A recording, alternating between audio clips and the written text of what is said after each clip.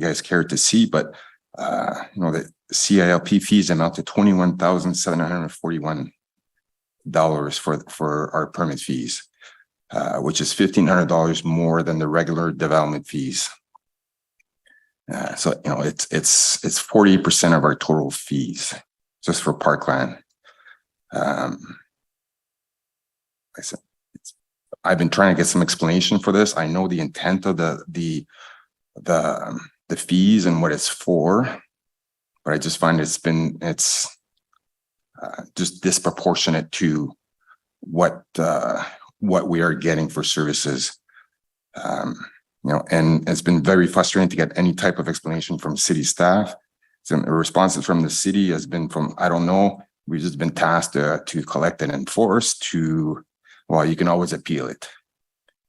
But not a single person was able to direct me to anyone that could provide me with a reasonable explanation as to these fees. But everyone said that the fees were extremely high. Everybody agreed to that. Like I said, I know what the fees are for and the intent of the bylaw. So just, sorry, I'm not used to public speaking. So I just want to understand why it represents such a significant portion of our invoice for our building permit. Where our lot is located on Morris Island, which is literally on the border of the city of Ottawa. Like on the other side of when we stand on the lot, we look out the Arnprior and the province of Quebec. We are literally on the city limits. As far as I know, it's an unserviced lot. The only thing that the city provides is garbage collection and road maintenance. And there is no official city plans for new parks, nowhere near us. And as far as I know, the closest park is within 8 kilometers, and the next after that is 12 kilometers. That particular lot has been in private hands for over 50 years. There's nothing around us. I got extremely frustration trying to get an explanation for this. So I had to reach out to Councillor Kelly, and so far he's been the only one supportive of our issue, and he's been working hard to try and get some resolution for us. My understanding, he's getting a lot of pushback on his motion, and when he asked me to come and speak to you guys, and honestly, I was like, my first thought was, what's the point? I've grown so skeptical at this point. Is like there's no point in coming. But then I started thinking about it, and I think it's really up to you guys to tell me what we are getting for $21,000. I don't know. The fees just seem extremely high. And just the way the fees are calculated, there seems to be some unfairness to that. I know of another fellow that's just in the same ward. He bought 160 acres, severed 5 acres, and he's building on the 5 acres. His fees are less than half of ours. They're $10,000, just because our property happens to be on the waterfront and it's assessed at a higher value. Our fees are considerably higher. I'm not getting twice the services that he's getting. We're getting the exact same services, which to this point, I still don't know what we're getting. I said, and then, to make things worse, we had to pay the city $500 to get an appraisal. And the appraisal came in at the exact dollar amount that we paid for the land. So I don't think there was very extensive research that had to be done or was done. Like to the dollar, it came exactly to the dollar, and we had to pay the city to determine what the city is going to charge us. To me, that doesn't make much sense.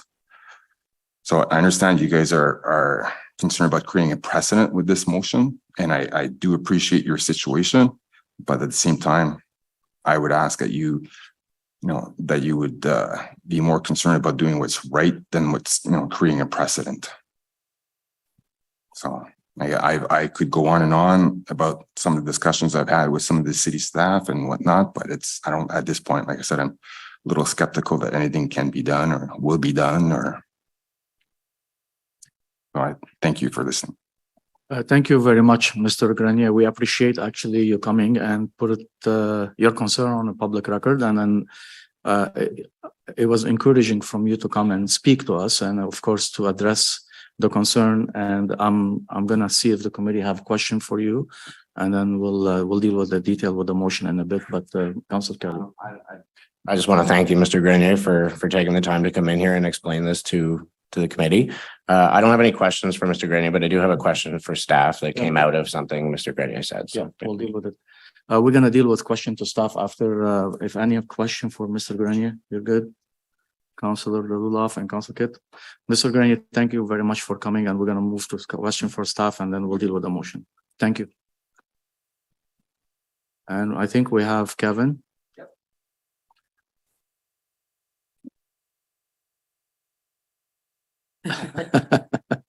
can't do that. We know who you are, so thank you very much, Kevin, for being here this morning. I know Councillor Kelly have some question for you, and I know I would thank you very much, Kevin, for the time you've taken over the last month and a half now on this file. And I guess I've got a decent understanding now on your position and why it is where it is. So one question that I had for you, just out of what Mr. Grenier was explaining, he mentioned another property owner who was paying significantly less in cash in lieu of parkland. Is that because he severed a property and created a property? So at that point, he was able to pay a flat rate rather than a percentage of the cost of the land or the value of the land? I'm not, thank you, through you, Mr. Chair. Thank you. I'm not exactly familiar with that scenario, or that particular property, but the scenario you mentioned, if it was a severance, there is a reduced rate. And it's not a flat rate. It is still based on land valuation, but there is a reduced calculation to 400 square meters when there is a severance. And this applies primarily to, if you consider farm properties that might be divided into two.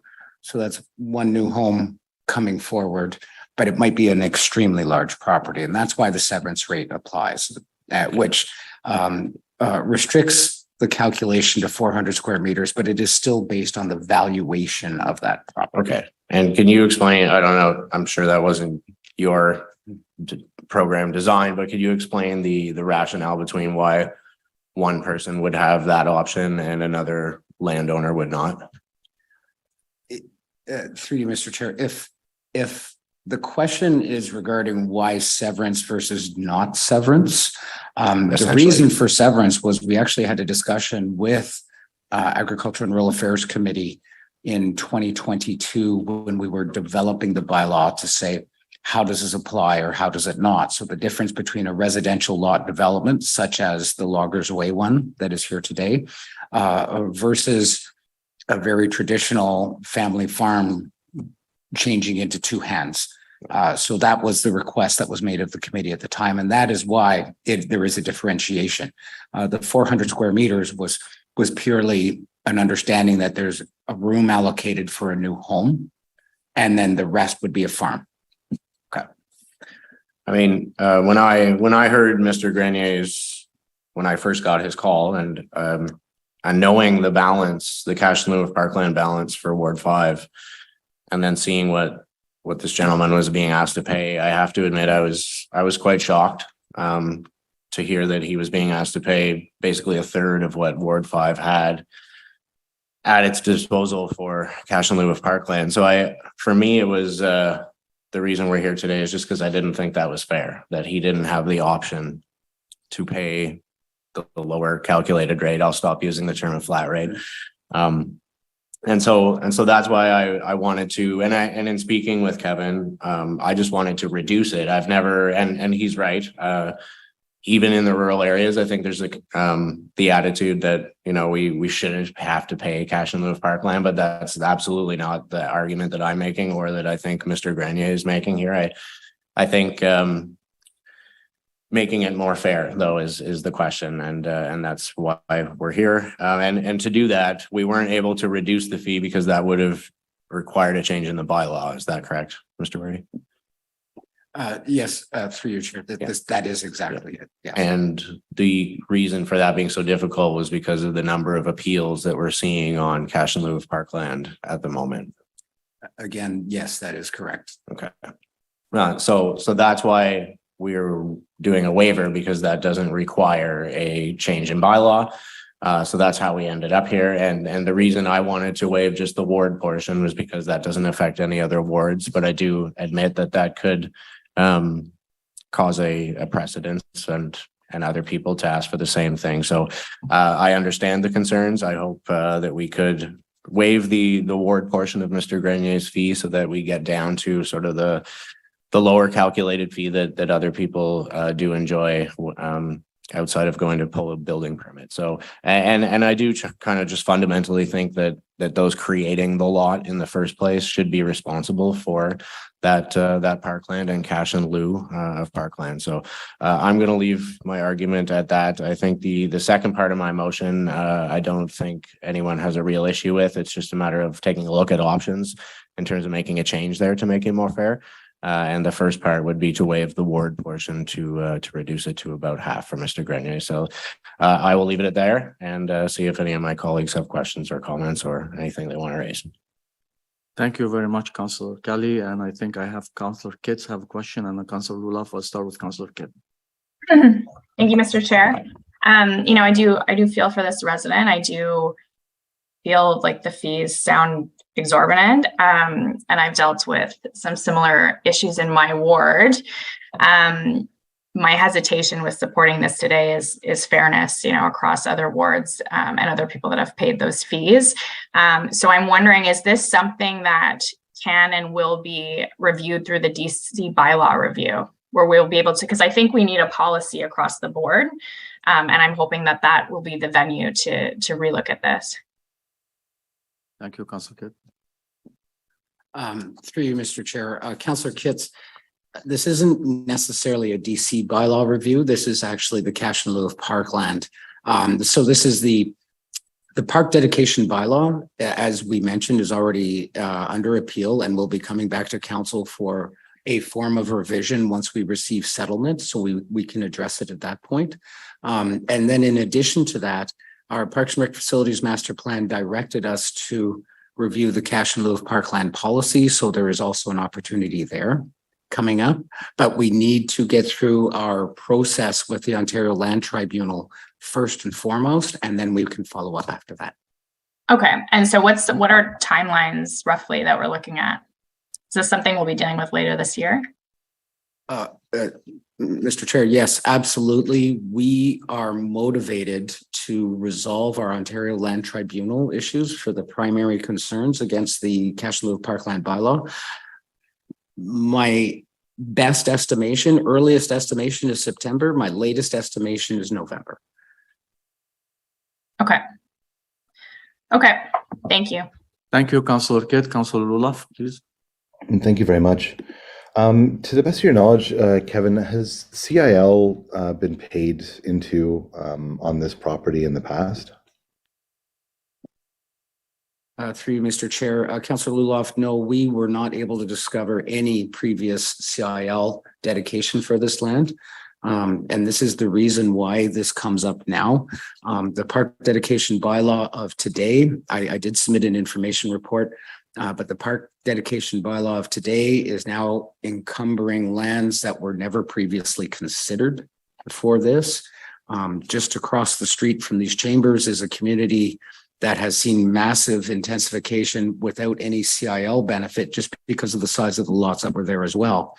The Planning Act actually instructs us to take it at building permit where we didn't in the past. And I admit this would be a surprise to people who didn't know about this because we had a practice since 2009 of not collecting it at building permit. But we have been instructed through our own processes that got us to today, whether it was the Parks and Recreation Facilities Master Plan or through the bylaw approval, to now consider it a building permit to satisfy what the Planning Act says. Thanks, Kevin. Has there ever been an exemption of this nature granted before, where the ward portion or the city portion on a piece of property has been waived? In my experience, the only waiver of cash in lieu of parkland we provided was to the National Capital Commission for the two park portions that are being provided by the NCC instead of the city at Zibi. Understood. Okay. And what is the closest piece of city property to the Loggers Way property that could be enhanced with this, $20,000? Mr. Chair, I did not take a look at a global map. I did put in my report that we tend to collect, and in the case of Ward 5, the funds are collected and pooled into larger projects. In the case of Ward 5, we are currently undertaking a significant improvement and expansion at the Corkery Community Center. So we tend to go with a hub model in the rural areas because nothing is ever really all that close. But what we try to do is provide enhanced services wherever we can. So Corkery was the last most significant expenditure from the former ward councillor's dedication. And then prior to that, we also did a significant expansion using a combination of CIL and other funds at Constance Bay Community Center. Okay, thanks so much. I don't know if this is more for Adam, but do we have any other similar files that will be coming before us where an amount such as this would need to be collected in CIL? Any files that you foresee coming forward where this sort of issue may come up again? It's hard to tell, Mr. Chair. Microphone on. It's hard to tell, Mr. Chair, because in this case, when it's based on a building permit application, it's not something that comes through planning services. It goes directly to building code services. So we do assess cash in lieu where appropriate for plans of subdivision or site plan control applications, but those are not at the individual building permit level. Okay, understood. Thank you very much. Those are my questions, Mr. Chair. Okay, thank you very much, Councillor Lulaf, and thank you, Adam, for the answers. I just want to, I thank you very much, Kevin, for the explanation, and I understand.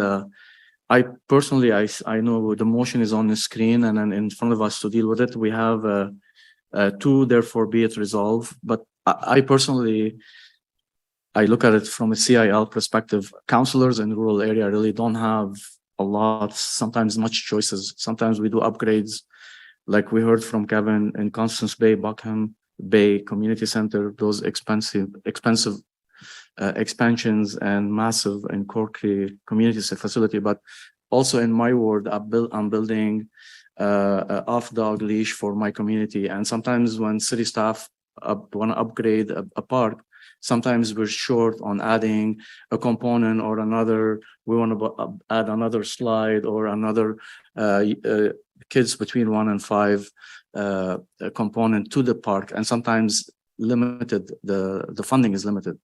And those dollars that comes into the CIL and cash in lieu for councillors under us to be able to spend and improve those community parks. And sometimes the parks we have situation that we want to add something to the park of an outdoor rink or something like that. And those money, sometimes we cannot in the same cycle of that year go and get them inside our budget. So council sometimes have some of those dollars to be able to use to improve community parks and be able to address some community association, and not necessarily for this case, Mr. Grenier, I understand, not necessarily should be in the backyard of any resident, but the community, all the community on the whole benefit. And it's hard for me to sit here today, and I know that we're going through appeal and our staff has been working hard with this, and there is no legal rationale or planning rationale for that specific decision today to make and to reduce those costs. So I really hard for me as a chair of Agricultural Welfare Committee to sit here today and support that. And I'm sorry, sometimes it's like, sometimes we have to make a different and difficult decision, but that also, like Mr. Grenier mentioned, that set the precedence, but really we're not really much about that, but we're going to be fair for everybody. But the second part, which is I want to thank Councillor Kelly to bring it to our attention, which is we're going to do a review, and that will be a step forward to be able to making sure that we're getting our fair assessment for our rural resident. And for that reason, I cannot support the first part of the motion, but will be supporting the second part. But I don't know if you, Councillor, you want to wrap up on your motion, or we can just because we're going to split the motion on the vote. Yeah, just go ahead. You okay with that? Thank you. Thank you, everybody, for coming down and taking part. Kevin, please. Thank you. I just realized I need to correct something I said to Councillor Kitts. She asked me about timelines, and I said earliest of September, latest November. I need to add a caveat to that, and that is the hopeful expectation that our mediation is successful. If that mediation is not successful, we are looking at an OLT hearing, which would occur end of October, early November, within typically a 6-month or so window before final decision. I believe that's why in here you'll see a recommendation that says Q3 2024 for if there is additional recommendations we can make. That is the reason for that. Thank you very much, Kevin. Councillor Kidd. Yeah, no, thanks for that clarification. I was just seeking to know if that Q3 2024 was realistic. So thanks for that. Thank you. And thank you for the clarification. And if there is no more question on that or comment, can we're going to split the motion and we're going to vote on them separately. So we'll go first for the therefore be resolved City Council waive the 60% of the cash in lieu of parkland fees required for the pending building permit at 5703 Loggers Way, being in ward portion. Can we vote on that one separately? Councillor, go ahead. We'll call the vote. Councillor Lulov? Unfortunately, no. Councillor Kitts? No. Councillor Brown? Yes. Vice Chair Kelly? Yes. And Chair Drews? No. 2 yeas and 3 nays.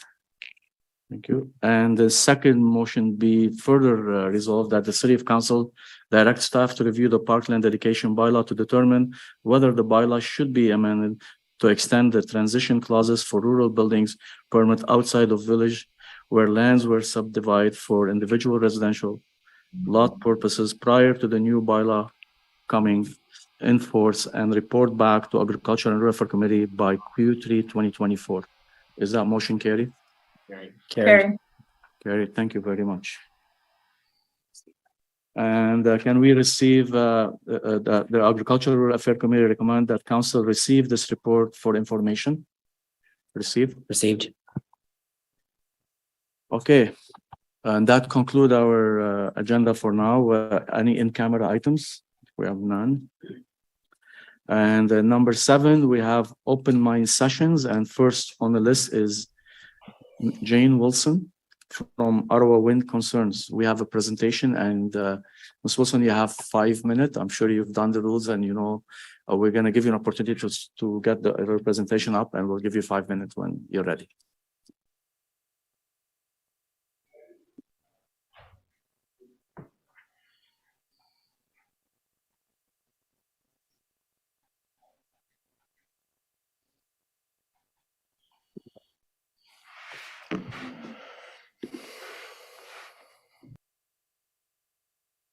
Have it here.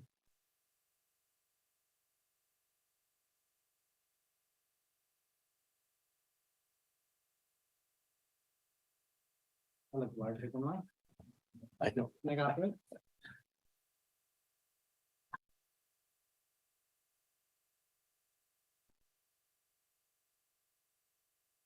Okay, Hey, thank good, you. Go ahead. good morning, and thank you again for this opportunity. I'm here on behalf of Ottawa Wind Concerns, which is a community group formed in 2009. We have currently about 300 people on our list of supporters. Most of them are in Ward 21 and Ward 5, but it goes across the city, including Osgood and Metcalfe as well, and Cumberland. For myself, for those I haven't met, I'm a retired registered nurse and a healthcare writer and editor.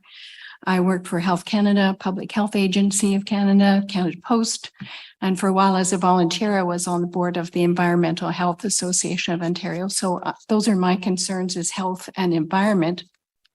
What we're doing here today is we did, as you know, subsequent to the official plan, city staff is working on some new zoning bylaws. And among those are going to be bylaws that apply to the development of renewable energy. We have made previous presentations to ARAC, and can I have the first slide? So I won't go through those again, but we did in previous committee meetings go over some of the concerns that are common to renewable energy developments, specifically noise pollution and safety, but also the effectiveness of wind power projects for the money. Industrialization of communities is a big concern because that's essentially what it is. Altered landscape, the cost on electricity bills, and the effect on wildlife. And next slide. So with the coming bylaw, new bylaw process, we thought we would hold some very informal information sessions. So we did one in Kinburn and one in North Gore. And I don't think it was the promise of free butter tarts that got everybody out, but we had several hundred people come to the events, which was really great to see people. We did learn that people know a lot more about wind power now than they did in 2009 when the Green Energy Act was passed. So it's been in the media a lot. This is an article from the recent Farmers Forum. Manotick Messenger had an article recently, and I guess the week edition this week has got an excellent letter on wind power and whether it achieves the goals that people set for it. So what we heard from the people coming to our meetings, can I have the, no, I think that's it. Concerns about the wind turbine noise pollution seem to be top of the list. People are aware that the health impacts, if you can't sleep, you're not going to feel very well. And there are health problems that go out from that. People mention their children. They're very worried about what noise pollution and sleep deprivation would do for their children. They're worried about the impact on electricity bills. People just feel they cannot pay anymore. And we know after the Green Energy Act, the Auditor General said electricity bills went up 250% in Ontario, mostly due to wind and solar. So people are concerned about that. They're also very aware that 600-foot or the equivalent of 60-story office tower turbines are an industrial land use, and they don't feel that's compatible with homes and other uses in rural communities. I forgot about livestock, but I had several people come up and say, what about my cows? What about my sheep? What about my chickens? That people in the dairy community in particular are aware of the effect on dairy cows and milk production and the effect on the health of the livestock. People also mentioned the price tag for the $57 billion of energy evolution, specifically the $4 billion that is proposed to be spent on wind power. They're just wondering where that money is going to come from. And also people are aware of the fact that wind turbines, and I don't know much about solar panels, but also they're not currently recyclable. So who's going to bear the cost of the decommissioning and the waste? We're concerned a lot about waste in Ottawa right now. What's going to happen when you have these huge wind turbines and those parts have to be put somewhere? So these are the things that people are talking about. And they really want to know how the city staff and how the bylaw process is going to address these concerns. Next slide. We did develop a petition for a 2-kilometer setback. This is mainly for noise, excuse me, and health. Just want to give you a warning. You still have another minute. So Okay. And a US acoustician told me that's a reasonable compromise. So we've communicated that to city staff. Again, to conclude, our goal is really just trying to help inform people in rural communities. And we've been trying to work with city staff to help them have information they may not have in this process of bylaw development. One city staffer said, we want to do the right thing. We all want the right thing. I might say last Friday, the IESO announced their new procurement is going to be launched in September. That's 2,200 megawatts of, we don't know what type of technologies will be proposed, but it's certainly, procurement is coming. So that's if anyone has any questions, I would be happy to answer. Thank you very much, and we appreciate your presentation and your concern. I'm gonna have a question from Councillor Brown. And then Thank you, Chair. And Jane, I just want to thank you for coming out and delegating today. I know it's a long drive from beautiful North Gore, but we always appreciate seeing you in person.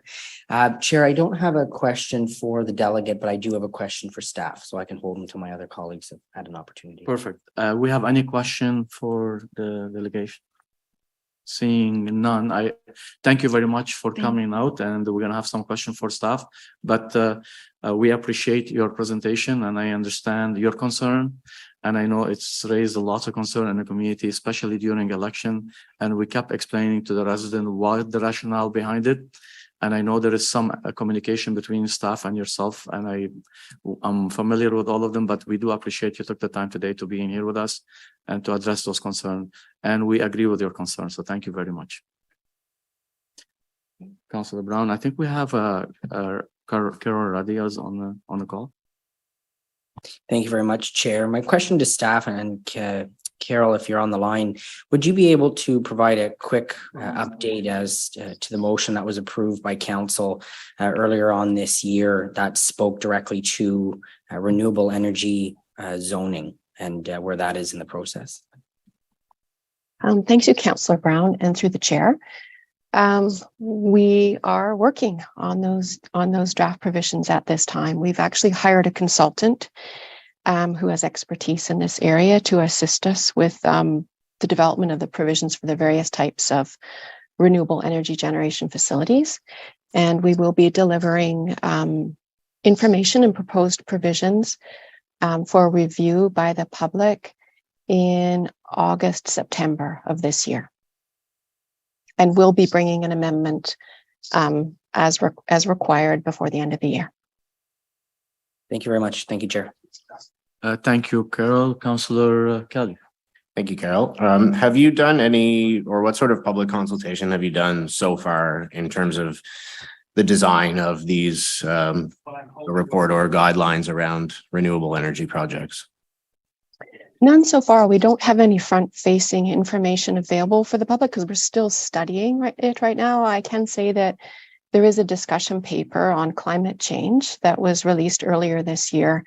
And in that discussion paper, there's just very general consideration given to the official plan policies and in section 411 and the need to implement zoning provisions in accordance with those policies. Do you think it would be beneficial to the process to hold some sort of public consultation to inform?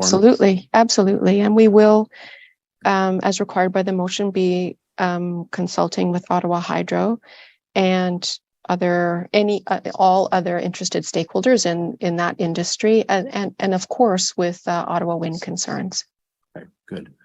And if there was a public meeting put on by a councillor or two or a group of councillors, would you be willing to come or send staff on your behalf? Of course, yes, we would. And then my other question is that I've seen quite a few other jurisdictions across Canada and the world put in regulations around particularly wind turbines, but all renewable energy projects. And just wondering, like I've seen Jane mentioned the 2 kilometer setback that they do have in some jurisdictions. I know there's some on the east coast of Canada that have implemented a 2 kilometer setback. Do you have a various range of distances that you may be looking at? Are you looking at other jurisdictions? Are you able to share any ideas or thoughts at this time as to what you may be thinking in terms of a setback? We're considering everything you've mentioned. And that is why we've hired a consultant with expertise in the area. And we will be looking at separation distances ranging from 550 up to 2 kilometers for sure. Thank you. Thank you, Chair. Thank you very much, Councillor Kelly. A quick question, Carol, probably if you can or you can't answer, maybe planning stuff. Do we have any application that we know about as of today for a project like that so far in our city? I think Adam might be best to respond to that question. I like to put him on the spot sometime. Thanks, Carol. We've had various inquiries, Mr. Chair, about different types of energy generation projects, but we do not have any formal applications before us that I'm aware of at this time. Thank you. That's very helpful to know. Thank you very much. And I do know that I know the concern that bring from resident, because south of me in Finch and in Eastern Ontario, I know what the wind turbine did to the communities, and from a health concern and also from many other concerns that they raise. So we do understand, and we need to learn from what happened in our other municipality.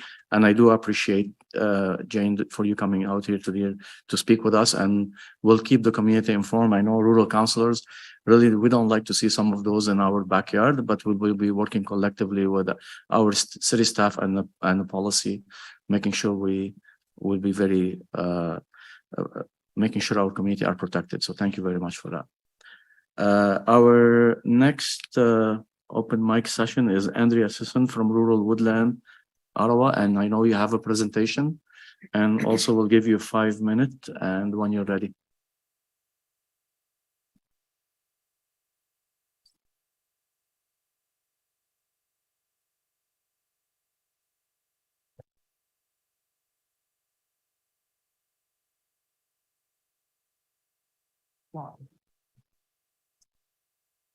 Will the presentation be? Oh, there you go. Perfect. Whenever you're ready, we'll start it. We haven't started the timer for you, so don't worry. Okay, so go. Go. My name's Andrea Sissons, and this is Pam Childs. We are members of Rural Woodlands Ottawa. We're on the steering committee.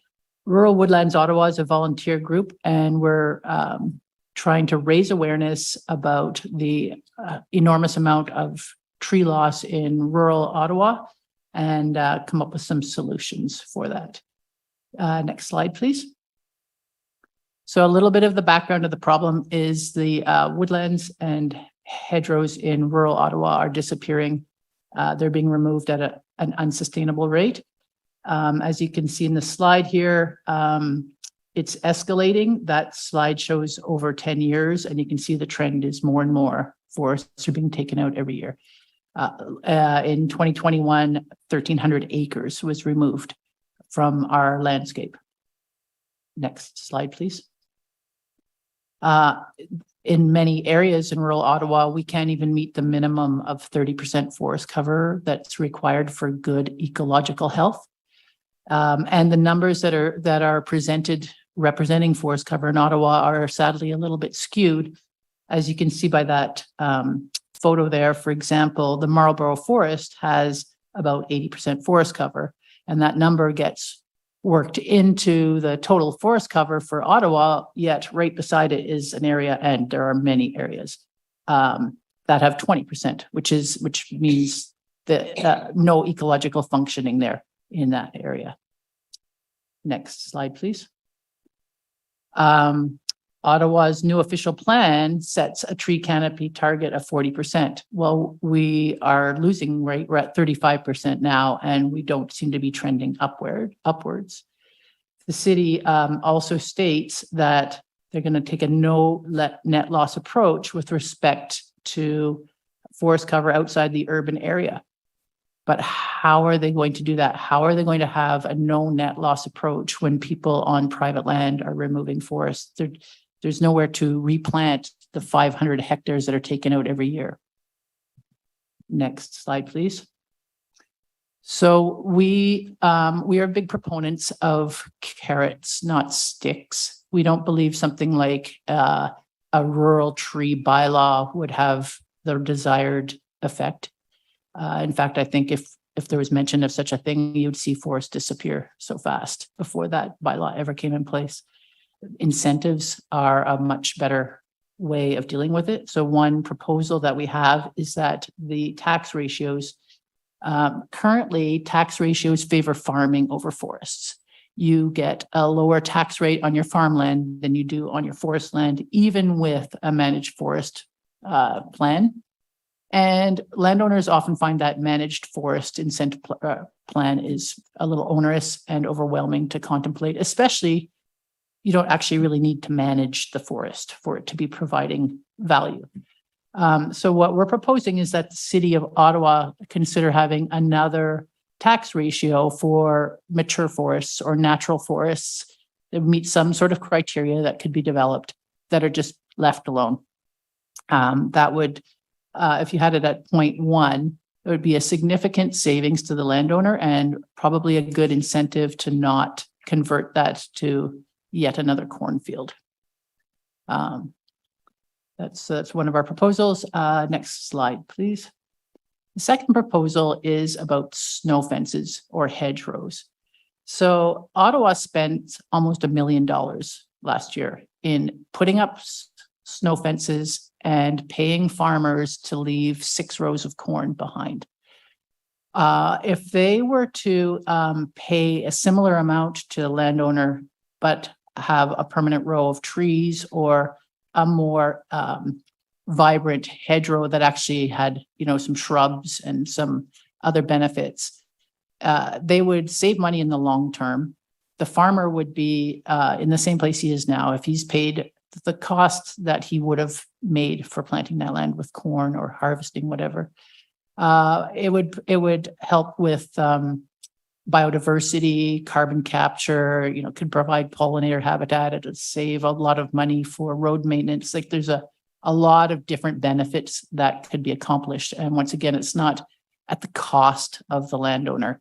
In fact, probably from what I've seen, quite a bit of the land that is being farmed is actually, there's a few rows of corn that actually aren't on that farmer's land. There's quite a lot of it that's on the right of way anyway, that is actually belongs to the city. So it could be living snow fences could be part of a climate solution, and they could also help to deal with that no net loss strategy that the city has come up with.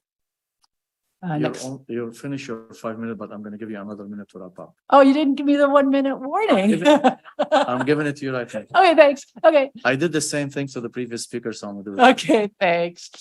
Well, there's a few other benefits like they've talked about of the living snow fences.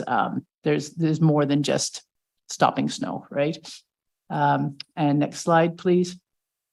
So we feel that compensating farmers and landowners for maintaining forests on their property is good public policy. Forests provide a public good, and individuals who maintain and provide that should be compensated for doing so. And we think these might be 2 solutions that might be a win-win. Thanks. Thank you very much, and we appreciate your presentation. I know we have questions from Councillor Brown, so. Thank you very much, Chair. And I'd like to thank Pam and Andrea from coming out again. Long drive from North Gore, but we should have had a great bus. to see. I was going to say great to see half the buses. village here today. I just want to say that I know that I've been working with you through my office, and we've been meeting with city staff on moving a more of a rural perspective forward. And I'd like to say how refreshing it is to see that many of the green benefits and the efforts behind those don't have to just originate in urban Ottawa, and that we are trying to do our part in rural Ottawa. And I also appreciate the carrot approach instead of the stick approach. I think there's a lot more that we can do if we incentivize instead of punishing. And I'm very appreciative that you've included that in your presentation and shared it with all of us here today. So just an expression of gratitude, but thank you very much for coming out today. Thanks, David. Thank you very much, Councillor Brown. Councillor Kelly.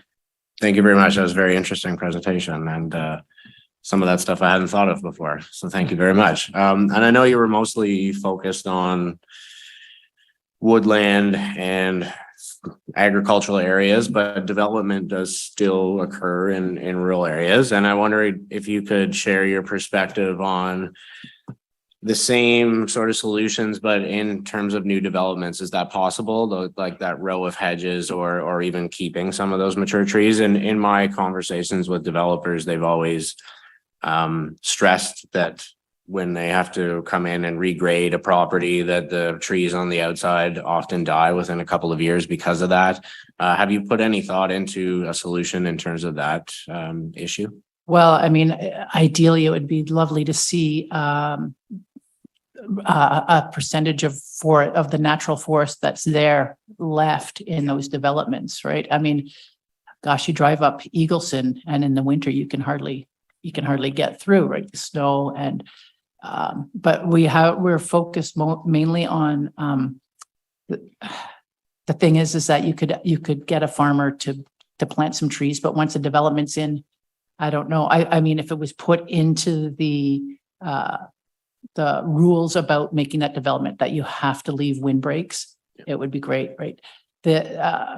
And sort of alluding back to what Councillor Brown was saying, the thing I think about urban Ottawa is that they haven't recognized that rural forests benefit the city, right? Our rural forests are cleaning the water that the city people are drinking, and cleaning the air. It's sequestering the carbon that is emitted by cars.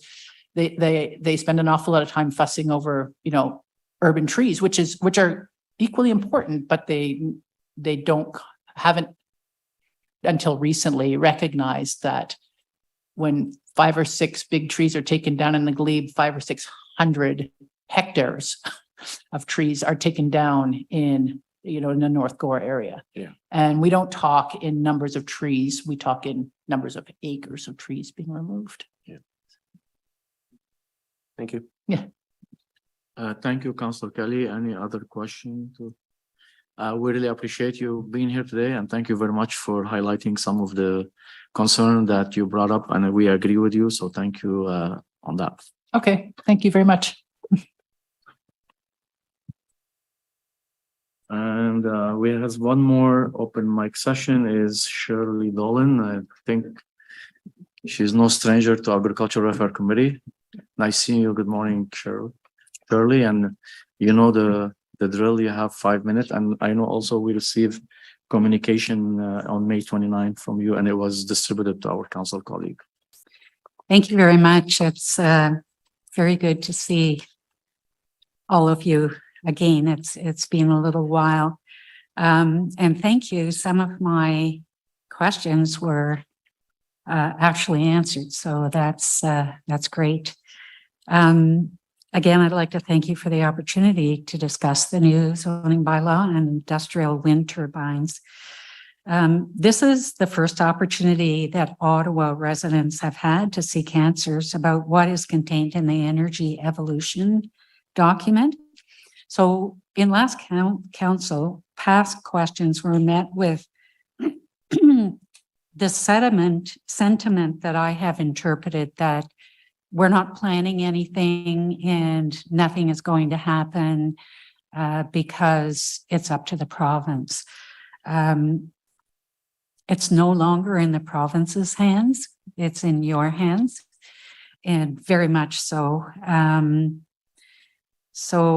I did send an email to the Renewable Energy Approvals Program, just asking about authority and responsibility.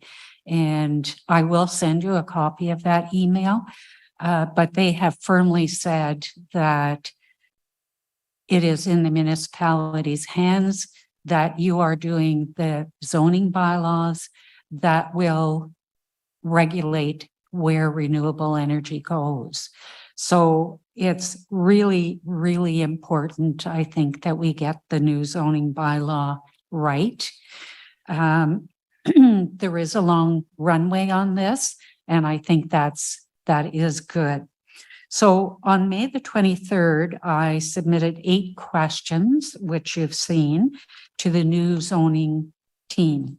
And I haven't received a response, but I can understand that because there were 8 questions, there were sub-questions, and they may be questions that would require a little bit of research. But I'm really looking forward to getting answers on some of those. I won't have time to address all 8 questions, but perhaps if I could speak to 3 of them for today. Just before I go into that, I also found the last presentation very interesting and welcome food for thought. And I'd just like to put this on the table that renewable energy, according to the official plan, is not allowed on prime agricultural land. That's my understanding. So if it's not allowed there, where does it go? How many trees will we be taking down in order to accommodate those projects? So just food for thought, and I hope we'll be thinking about that. So the one big issue for me, and there's many, but the one big issue for me being a rural landowner out in West Carleton is the protection of my well. I don't know whether or not you as councillors, rural councillors, have been following the North Kent, Chatham Kent issue with wells up there. During the construction and after the construction of the industrial wind turbines, people started to complain about sediment in their wells. And I'll send you a picture of what it looks like. It's black. I believe it's called black shale that has gotten into their wells. And so they've been working 7 years trying to have a remedy for this. And recently there was a resolution at the Chatham Kent, or a motion, I think it was, at the Chatham Kent municipality to have the province look additionally at their wells. The people out there, I think there were 9 homeowners, maybe there were more, they actually had to have their well tested in the States, and they had to pay for it, and they did fundraising for that. And what it showed is that there were minute particulates in there that contained things like arsenic and a bunch of other things that I don't have off the tip of my fingers. What I'm hoping is that the city will be proactive, and if there is a wind turbine project that looks like it's going to be approved, is what will you do in terms of protection for the wells? Will there be some kind of program that allows people that are in the vicinity to have their wells tested? Shirley, I don't want to cut you off, but I'm going to give you 1 more minute. Thank you very much. It always takes longer to say what you want to say. So anyways, that is my prime question, I guess, today, is I'm hoping that you will make every effort to protect our wells. I also appreciate you asking about the timeline for the renewable energies, because that's different. And there isn't a timeline shown on the Engage Ottawa. So I'm very happy to hear that there was some news on that today. And the one thing I would like to see discussed, if you do have a public meeting, is how energy from the wind turbines is going to be distributed. As you know, we have Hydro Ottawa, we have Hydro One, I guess it is, where I get my energy. So where do all those little electrons go, and how do they get to my house? Do they get to my house? And how does that all work? It's very complex, I know. Thank you very much for the opportunity. Thank you, Shirley. Don't move yet. We might have some question for you, and we appreciate the presentation. Councillor Kelly? Questions, but I do want to thank Shirley, and you know, if I do have any questions, I certainly know where to reach her, and we are in contact regularly. So thank you very much. Always a pleasure, Shirley. We're good. Thank you very much, Shirley. We appreciate your coming here today. I know you. I could say you're a friend of the Agricultural Welfare Committee. As usual, we appreciate your coming from West Carleton to address the concern, and I'm sure every rural councillor here heard you and listened to you, and we share the same concern you do. We also have wells in our homes, and we appreciate the effort and that you put into the presentation today, so to bring this awareness to us. So thank you very much. Thank you very much. Have a great weekend. Okay. And that conclude our open mic session. We appreciate all of them for coming here today.